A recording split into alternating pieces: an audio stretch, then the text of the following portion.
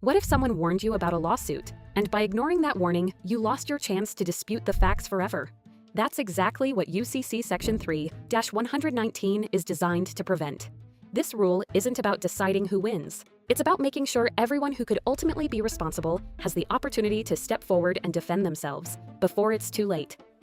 In many financial disputes, responsibility doesn't stop with one person. If one party loses, another may eventually have to reimburse them. When one person is sued, someone else may ultimately have to answer for that loss. The phrase answerable over simply means someone else may ultimately be responsible for reimbursing the defendant.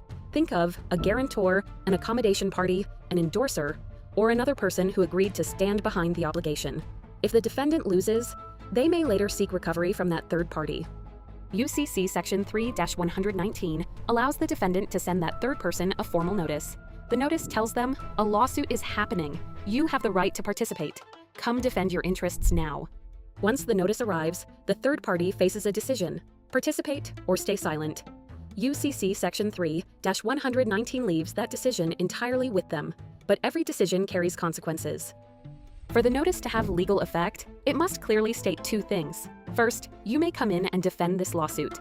Second, if you choose not to defend, you may later be bound by factual findings made in this case. Those two statements are the heart of Section 3-119. Suppose the third party ignores the notice. The lawsuit moves forward, evidence is presented, witnesses testify, facts are determined. Later, when the defendant seeks reimbursement, the absent party may not get another opportunity to dispute those same factual issues.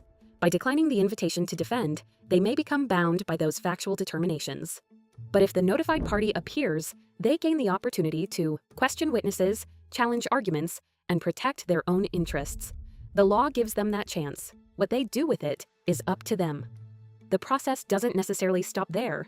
If the notified person believes someone else is responsible, they may send the same type of notice further down the chain.